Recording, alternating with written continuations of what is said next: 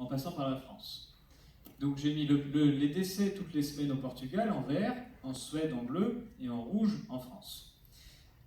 Quand j'ai démarré ma carrière de statisticien, j'ai fait des cours de démographie, et en démographie, on m'avait expliqué qu'il y avait plus de décès l'hiver que l'été, ce que vous pouvez voir sur le graphique, et que les décès d'hiver étaient dus notamment à la propagation de la maladie qui s'appelle la grippe. C'est assez simple, si vous cherchez sur Internet le nombre de morts de la grippe qu'il y a entre 2014 et 2015. Les statisticiens ne se cassent pas trop la tête, ils vont voir sur les agences de santé, notamment Santé publique France, à quelle date démarre l'épidémie de grippe déclarée par Sentinelle, ils font un trait là, à quelle date se termine l'épidémie selon Sentinelle, ils font un trait là, et ils considèrent que la surmortalité, c'est à cause de la grippe. Donc tout le triangle là, ils disent c'est la grippe. Donc c'est pour ça que vous voyez entre 15 et 20 000 morts de la grippe chaque année en France, et bien c'est dû à ce qu'il y a dans le triangle. Bon, on va supposer entre nous que la grippe c'est une maladie contagieuse. C'est-à-dire que nous avons d'abord un premier malade sur un territoire. Donc celui-là, vous imaginez qu'il a été mordu par un pangolin qui a copulé avec une chauve-souris.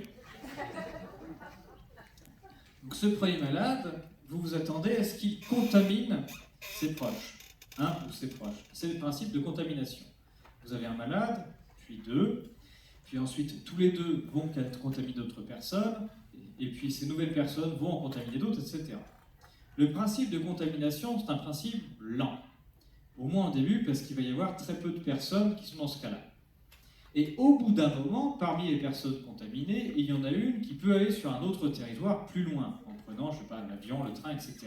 Ce qui va faire un nouveau foyer. Quand on a un principe de contamination épidémique, nécessairement, il va y avoir d'abord sur un territoire une hausse du nombre de malades et de décès, puis bien plus tard, quand le hasard aura fait qu'elle sera déplacée, on va découvrir sur un autre territoire un grand nombre de malades et de décès, enfin nombre de malades de décès qui va augmenter. C'est-à-dire que quand vous allez faire vos courbes statistiques, dans le cas d'une propagation épidémique, vous allez nécessairement voir des décalages entre les courbes qui vous donneront l'ordre dans lequel les malades sont arrivés. Dans le cas d'une propagation épidémique, il est parfaitement impossible que vos courbes soient synchrones, qu'elles soient les unes derrière les autres. Maintenant, vous regardez ce qu'il y a derrière moi, et la totalité des courbes sont synchrones tous les hivers. Et il est parfaitement impossible que ces morts soient dus à quelque chose qui se répand. Donc tout ce que l'on raconte sur le fait que ces morts sont dus à la grippe où on se contamine, c'est nécessairement faux. Si on passe à cette histoire de Covid, oui, je peux vous montrer ça maintenant. Sur la grippe, il y a une grippe connue qui s'appelle la grippe espagnole, qui a eu lieu au début du XXe siècle. Et donc, il y a Milton Rosenau, américain, qui a tenté une expérience, c'est-à-dire qu'il était persuadé que la grippe espagnole, c'était une grippe du coup, qui se transmettait, et donc il voulait savoir quel était le taux de contamination d'une personne à l'autre, et dans quelles conditions. Il a donc eu des malades qui avaient atteint de la grippe, et dans un hôpital militaire, il a demandé à des volontaires militaires de faire des expériences pour tenter de se contaminer.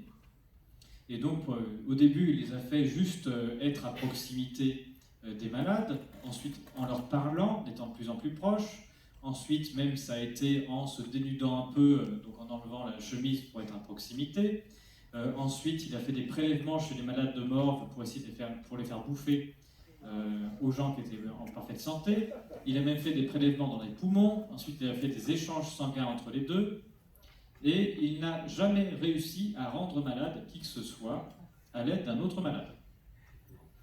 Donc les conclusions de Milton Rosenau, ça a été de dire on pensait savoir comment fonctionnait la grippe et en fait on n'en sait rien. Et son étude a été reproduite ailleurs ensuite. C'est-à-dire qu'on ne sait pas. Il n'a jamais réussi à rendre malade quelqu'un avec un autre malade. Donc on a quand même un problème avec cette histoire. Voilà. Ça, c'est la conclusion de Milton Rosenau. En fait, nous sommes entrés dans l'épidémie avec l'idée que nous connaissions la cause de la maladie et étions tout à fait sûrs que nous savions comment elle était transmise à partir de personne à personne.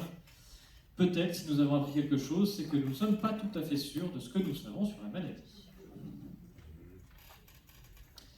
Donc là, c'était pour cette histoire de grippe. Pour cette histoire de Covid-19, vous allez sur Our World in Data. Ici, vous tapez nombre de cas par million selon les pays. Et ici, vous tapez nombre de morts. Donc déjà, c'est intéressant parce que pendant la prétendue première vague, on n'a compté que des morts et pas de cas. C'est parce que c'est les hôpitaux qui comptaient les morts et les maisons de retraite. Et il n'y avait pas de tests, donc on ne faisait pas de trucs dans la population. Donc vous voyez bien l'escroquerie. Alors qu'après, c'est des tests qu'on fait fois, donc il y a plein de cas et plus de morts. C'est pas du tout que le virus est moins mortel, c'est juste qu'on ne compte plus la même chose. C'est tout.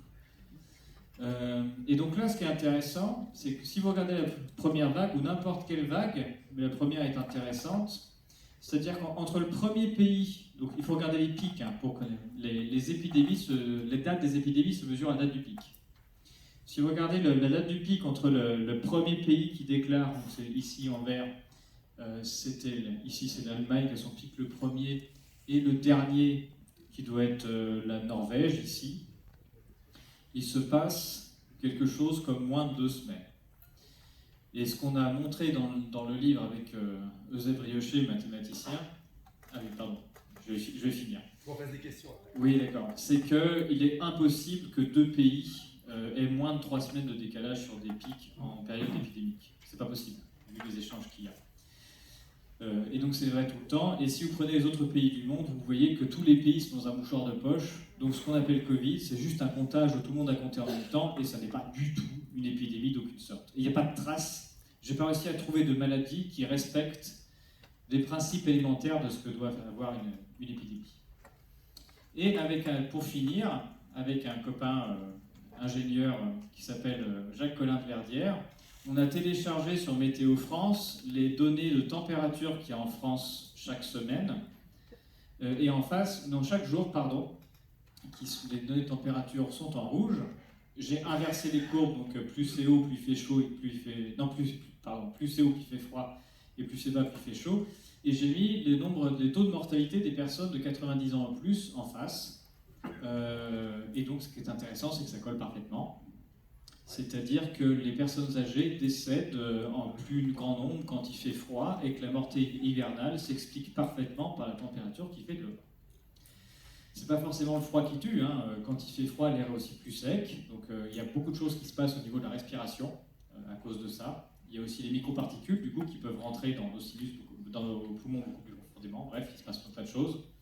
Mais la corrélation entre les deux est parfaite. C'est-à-dire que personne ne peut me dire qu'il n'y a pas de lien entre les deux. C'est juste nickel. Il n'y a pas de principe de contamination qui se voit, mais en fait, les contraintes environnementales se mesurent parfaitement. C'est tellement fort que ici, j'ai bricolé un estimateur de mortalité. Donc, la courbe rouge, c'est moi qui prévois la mortalité qu'il doit y avoir en France, juste en fonction de la température, et ça marche vachement bien. Je prévois des pics de mortalité. Des fois, je suis un petit peu décalé, des fois, je suis un peu plus fort ou un peu plus faible, mais on retrouve tout. Tous les pics de mortalité que vous voyez, c'est des pics de froid. Il faut dire que ce modèle-là, il est hyper frustrant. Je l'ai fait en quelques heures. Il faudrait y travailler beaucoup plus que ça. Ça marche, ici c'est pour le nord, dans le nord de la France, dans le 59, ça marche nickel aussi.